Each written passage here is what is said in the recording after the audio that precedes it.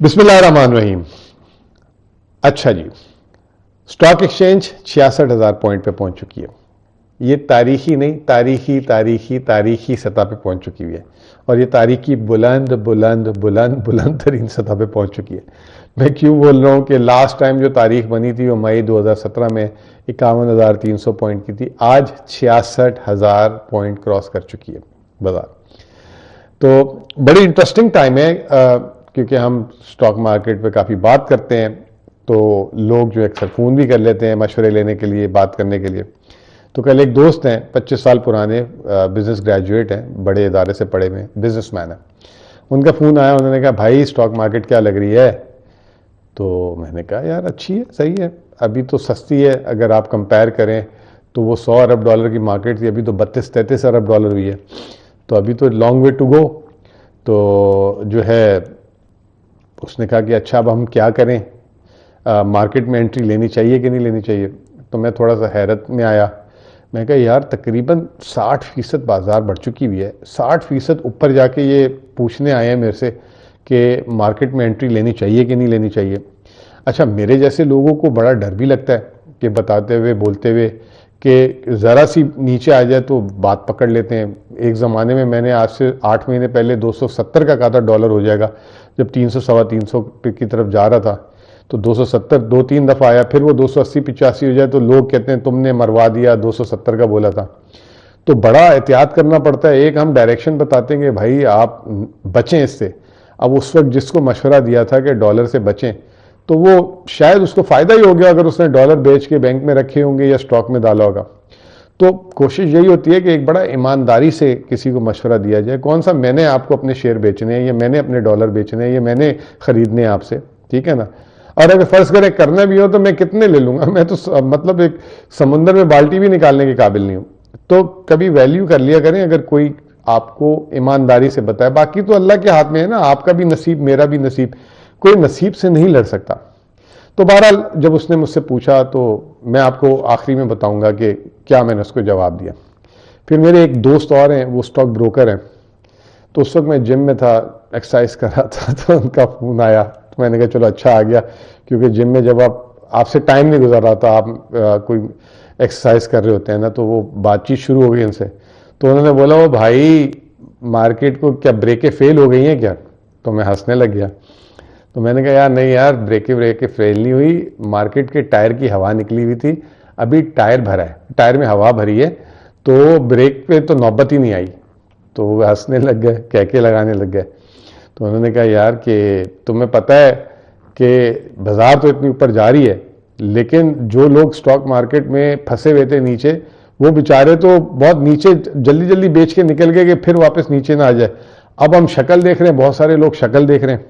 अच्छा, ये बात भी दुरुस्त है, क्योंकि मुझे मजबूर किया ये बात ने कि मैं डाटा निकालूं इसमें ना, तो वही आपसे शेयर करना था आज। तो तीसरा एक मेरा दोस्त था, वो भी एक ब्रोकर है, उसका फ़ोन आज सुबह, उसको ऐसे मैंने मैसेज किया था, तो उससे बातचीत हुई। तो उससे अखज़ ये निकला, हम दोनों ने निकाला कि देखें कि जितनी करेंसी डीवैल होती है ना, वो तो आपको स्टॉक एक्सचेंज में सूनर और लेटर उतनी आपकी शेयर्स की वैल्यू बढ़नी चाहिए। एक यूनिवर्सल ट्रुथ है। अगर आप इजिप्ट में देखें, आप टर्किश मार्केट में देखें, तो सब जगह ये हुआ है।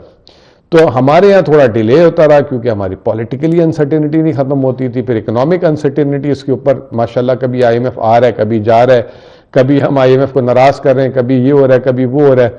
फिर उसके ऊपर जो पॉलिटिकल अनसर्टेनिटी, कभी सूबाई हुकूमत खत्म हो रही है, कभी इलेक्शन नहीं हो रहे, कभी क्या नहीं हो रहा, कभी कोई जेल जा रहा है। तो कोई एक तमाशा लगाओ इस मुल्क में, ठीक है ना, और अभी तक लगे जा रहे हैं माशाल्लाह से।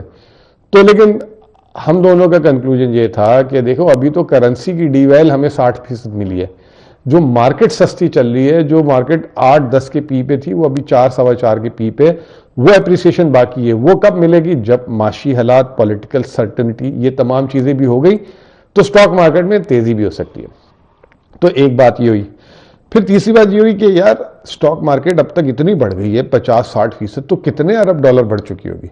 तो वो हमने पहले भी आपको बताया था कि 20 अरब डॉलर थी, 20 अरब डॉलर से अब 32 हो गई होगी, 33 हो गई होगी, यानी कि 12-13 अरब डॉलर बढ़ चुकी है। 12-13 अरब डॉलर में जो पब्लिक के पास शेयर्स है ना, वो 35% होंगे। तो पब्लिक ने जो है ना 4 से 5 अरब डॉलर हद कमाया होगा। अगर 4 से 5 अरब डॉलर कमाया होगा तो यानी कि 1300 अरब से 1500 अरब रुपए आम आवाम ने, पब्लिक ने, बैंकों ने, जिन जिन के पास शेयर्स पड़े होंगे उन्होंने कमाया होगा। बाकी तो कंपनी के मालिकान और ये इनके शेयर्स होते हैं। तो 1500 अरब क्या एफबीआर के लिए अच्छी खबर है कि जो है इस साल उनको 1500 अरब रुपए कमाए तो टैक्स काफ़ी मिलेगा। कैपिटल गेन टैक्स 15% है, फिर उसके ऊपर 17.5% भी है। तो मेरा अपना ख्याल है कि एफबीआर को टैक्स नहीं मिलेगा, क्योंकि पिछले सालों में जो लॉसेस किए लोगों ने वो लॉसेस के अगेंस्ट एडजस्ट हो जाएगा। तो इतनी स्टॉक एक्सचेंज बढ़ने के बावजूद भी जो है हुकूमत को टैक्स में कोई कामयाबी नहीं होगी इसमें। अच्छा, अब ये आ जाते हैं कि अब आखिरी हिस्से में आ जाते हैं। मुझे लोग कहते हैं कि यार आप 20-20 मिनट की क्यों वीडियो बनाते हो, 10-12 मिनट की बनाया करो, बहुत हुआ, कौन सुनता है इतनी बड़ी। तो मैं कोशिश करता हूं कि कम से कम अल्फाज में बात करूं, लेकिन बात ही मेरी तजिया डिटेल होता है, मैं डेटा से बात करता हूं। बहरहाल, तो अब हम आखिरी हिस्से में बात करते हैं कि इस स्टॉक एक्सचेंज में जो अभी जो तेजी हुई है वो कितनी हुई है और कौन से हिस्से ने ज्यादा कामयाबी हासिल की है, ये कितने हिस्से और किसने कमाया है। तो ये हमारी एक और दोस्त है स्टॉक एक्सचेंज के, उनकी कंपनी है ऑप्टिमस, उनका एक शीट था, तो मैं ये उनका डेटा इस्तेमाल कर रहा हूं।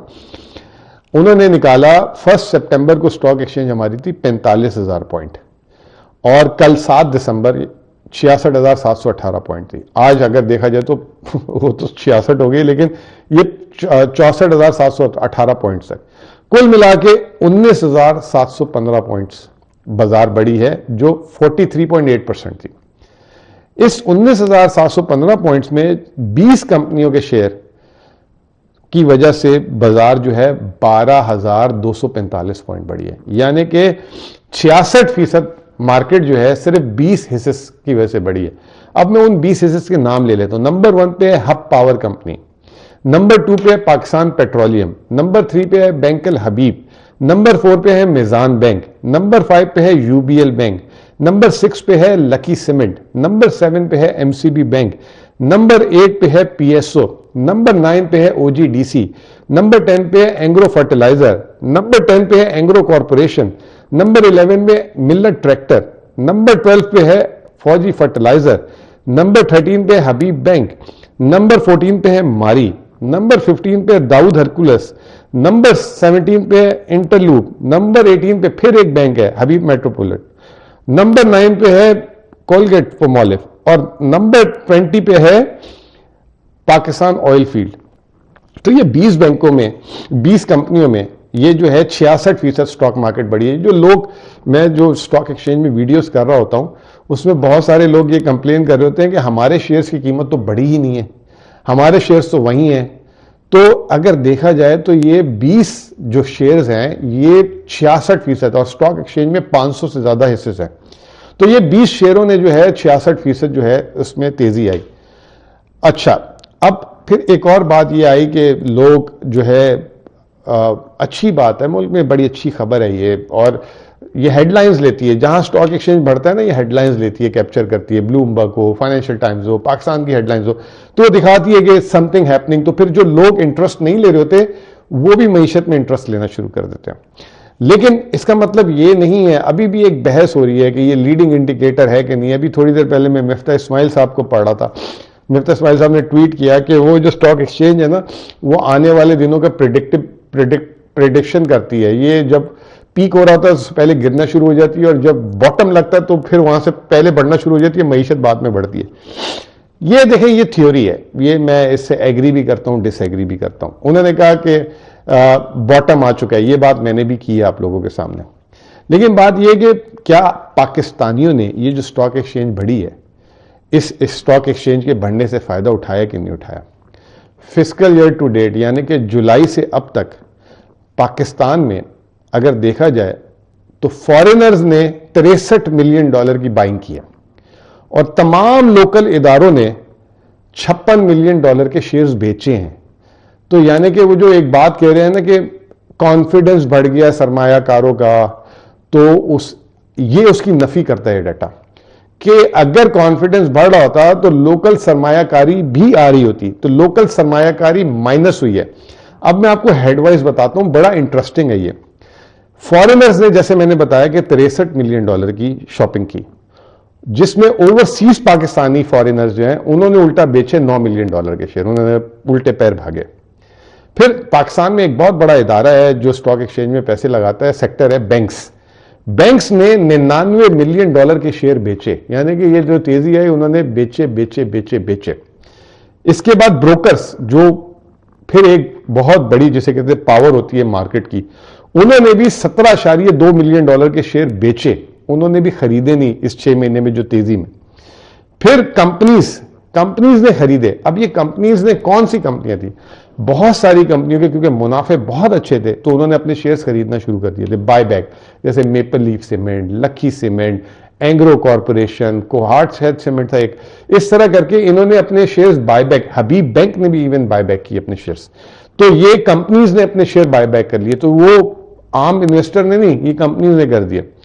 फिर इंडिविजुअल जो हमारे, जो जैसे मैं अगर अपने नाम पे शेयर लेता हूं, आप लेते हैं, कोई और लेता है, उन्होंने सिर्फ $2 मिलियन के शेयर खरीदे, यानी कि इंडिविजुअल ने भी ऐसा कुछ नहीं कमाया। इंश्योरेंस कंपनीज पाकिस्तान की, उन्होंने गोरे के बाद $50 मिलियन के शेयर लिए, लेकिन ये इंश्योरेंस कंपनीज निजी ओवर इंश्योरेंस कंपनी नहीं है, ये सरकारी ओवर एक इंश्योरेंस कंपनी है, स्टेट लाइफ कॉर्पोरेशन। ये हम बड़े सालों से बोलते थे कि स्टेट लाइफ को स्टॉक मार्केट में आना चाहिए, फुटप्रिंट देना चाहिए, निहायत ही सस्ती मार्केट है। एक तो उसके पॉलिसी होल्डर को फायदा होगा, दूसरा सरकार की मलकियत में वो शेयर आ जाएंगे। तो शुक्र अल्हम्दुलिल्लाह स्टेट लाइफ ने $50 मिलियन के शेयर लिए। फिर आ जाएं एक और हमारी मकामी तौर पे आम इन्वेस्टर को अगर शेयर लेने होते हैं तो वो म्यूचुअल फंड्स के थ्रू जाते हैं। म्यूचुअल फंड्स ने भी $40 मिलियन के शेयर बेचे हैं इस 4 महीने में, उन्होंने भी 5 महीने में, उन्होंने खरीदे नहीं है। तो तमाम लोकल्स में सिर्फ इंश्योरेंस के अलावा तकरीबन सब ने जो है बेचे और इंडिविजुअल्स ने कुछ नहीं लिए। तो ये सूरत हाल थी। आखिरी में जो मैंने एक सवाल आपके लिए ओपन छोड़ा था वो मैं करता जाऊं कि देखिए स्टॉक मार्केट, लोग अब डर भी रहे हैं कि बहुत बढ़ गई है, इसमें सरमायाकारी करनी चाहिए कि नहीं। अपने ज़ाती एक्सपीरियंस से बोलता हूं, हालांकि स्टॉक मार्केट का कीड़ा रहा हूं, स्टॉक मार्केट में ही जिंदगी भर काम किया।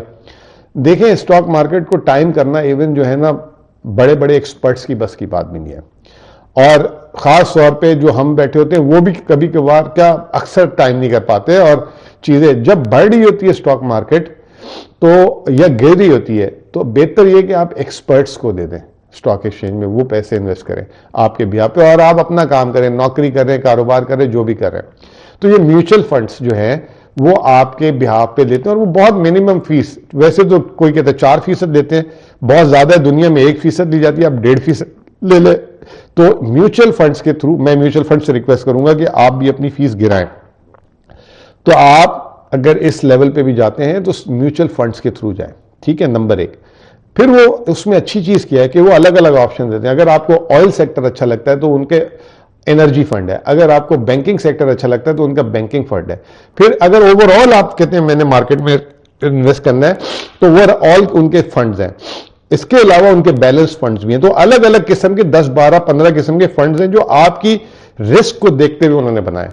तो मेरा मशवरा यह है कि अगर आप जो है सेविंग करें कैपिटल मार्केट में, जैसे बैंक में करते हैं ना, बेशक उसका 5% करें, 10% करें, लेकिन स्टॉक मार्केट में डालते रहें, लेकिन वो वाले पैसे डालें जिसकी आपको फौरी जरूरत ना हो। बहुत बहुत शुक्रिया।